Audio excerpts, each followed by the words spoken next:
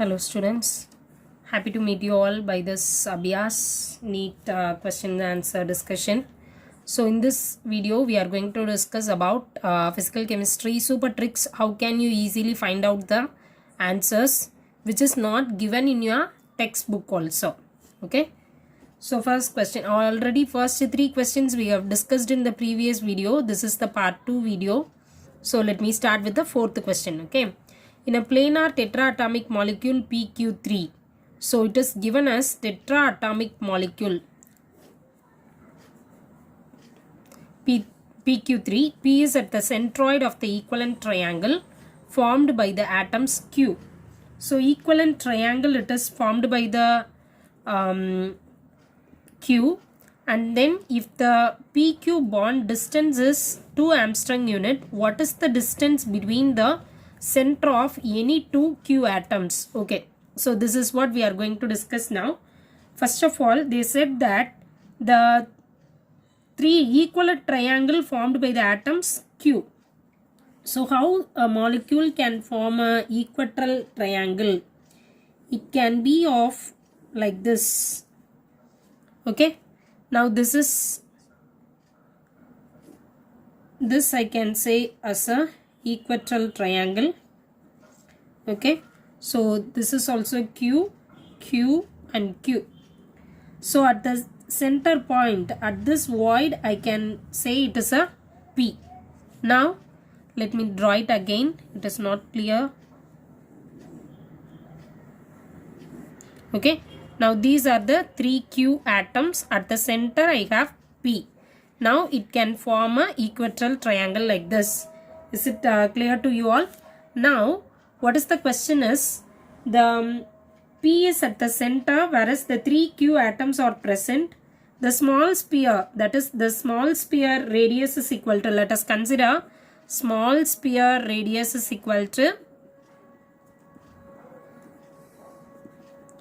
small r, and the big sphere radius is equal to capital letter R.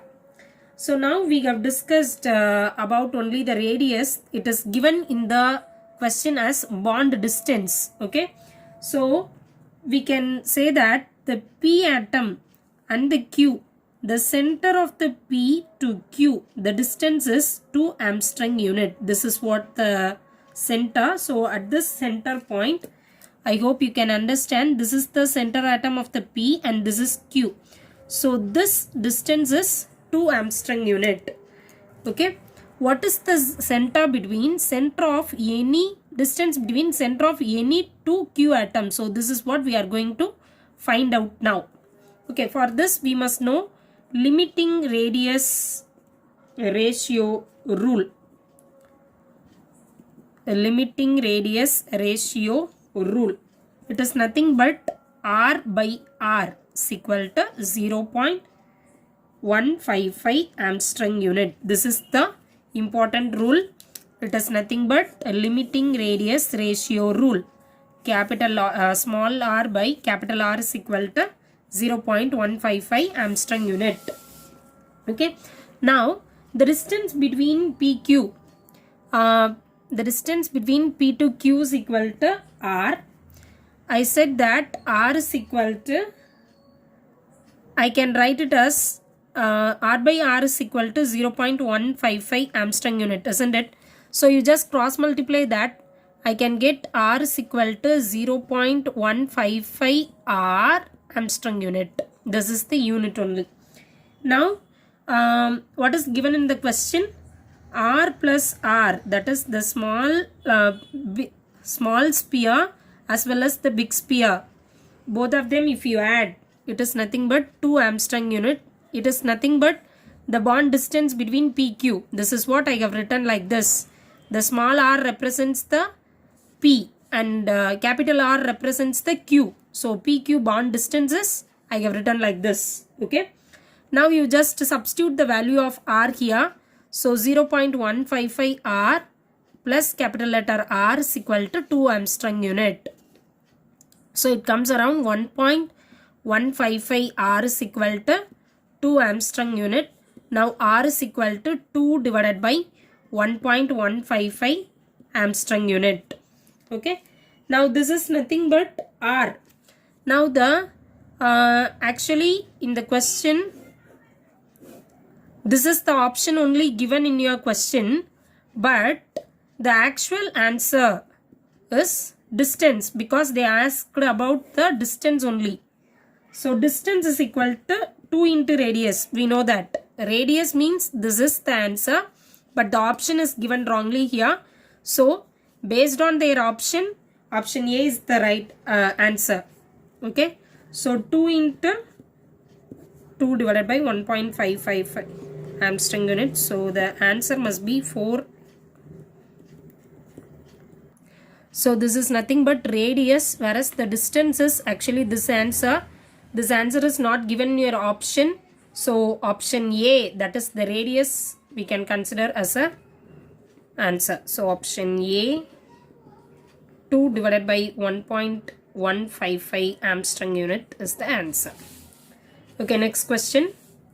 The factor of del G values is important in metallurgy. The del G values for the following reactions at 800 degrees Celsius are given as, there are 3 reactions given. Let us see what is asked in the question. Then del G for the following reaction also. So this is what we are going to find out. Okay. Now you have to consider which molecule I have as a reactant and as a product. Now in the question, I have ZNS as a reactant, whereas in the given data, I have ZNS as a reactant. So I have to modify this. This we have to know. Okay. As well as oxygen. Oxygen is present in the reactant side. In the given data also oxygen is present in the reactant side. So no problem with the oxygen. Whereas ZNO, it is in the product side. Whereas here also in the product side, no problem. SO2 also no problem. So the problem is only with the ZNS. For this ZNS, I have to change everything. Okay. Now let me consider this del G as x1 and this as x2 and this as x3. Okay. Now I am going to find out the x4. Let me consider that x4, the delta G of a particular reaction, I am going to find out. Now you just consider del G 1, that is the x1 is nothing but we are having O2. This O2 is also in the reactant side. Here also it is in the reactant side. So no problem. I can have it as x1 as such. Whereas x2 ZNS in the product side here. Whereas here I have it as a reactant side. So I have to change the sign. So let me consider as minus x2. Coming to the point of x3. X3 ZNO formation, it is also a product. It is also a product. So no problem. I can have it as a plus x3 as such. Okay. So when you add all these things, you will get the answer for x4. Okay. Now x4 is equal to, what is x1? Minus 544. Minus of, because this is the symbol which I have given here. What is the value of x2? Minus 293. And then plus x3 value is minus 480. Now minus 544 plus 293 minus 480. This is what actually. So if you calculate this, you will get the answer as minus 731 kilojoule. So minus 731 kilojoule is the answer for the given reaction. Option B is the answer. Equal volumes of monatomic and diatomic gas are taken at the same temperature and pressure. The ratio of adiabatic exponents of gases will be, what is the ratio only we are going to find out. Okay. So this is the trick we can use. Gamma is equal to F plus 2 divided by F. So F is nothing but it represents the degrees of freedom. So degrees of freedom, it is from the phase rule you can identify. So before going to depth about this degrees of freedom and as per the rule and all, it is a simple trick. Let me tell you one thing. You just remember these numbers, these three numbers. Remember these three numbers. Whenever I have a degree of freedom as 3, then it is monatomic. If it is 5, then it is diatomic. If it is 6, then it is polyatomic molecules.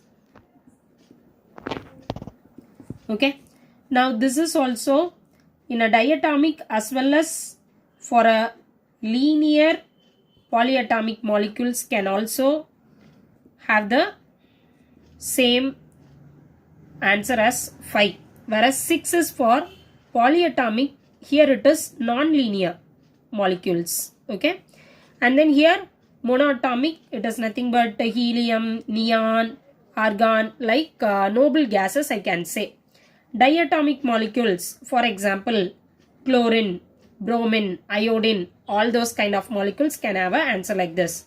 And polyatomic non-linear molecules, for example, ammonia, and then sulfur dioxide, because as you know, when you have a more than 2 atoms or more than 3 atoms, it is said to be polyatomic. In NH3, you can say there are 4 atoms. So it is considered as polyatomic. Okay.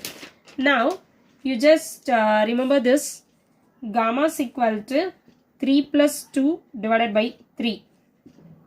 If the degree of freedom is 3, then 3 plus 2 divided by 3 is equal to 5 by 3.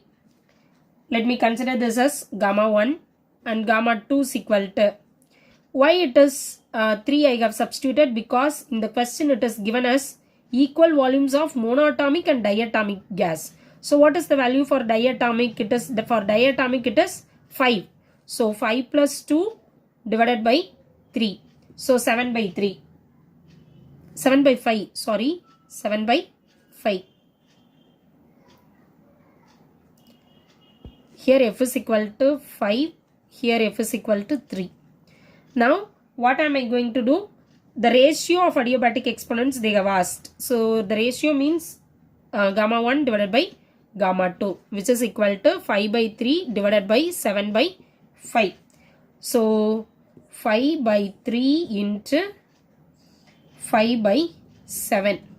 So you will get 25 by 21. So if you calculate this, 1.19.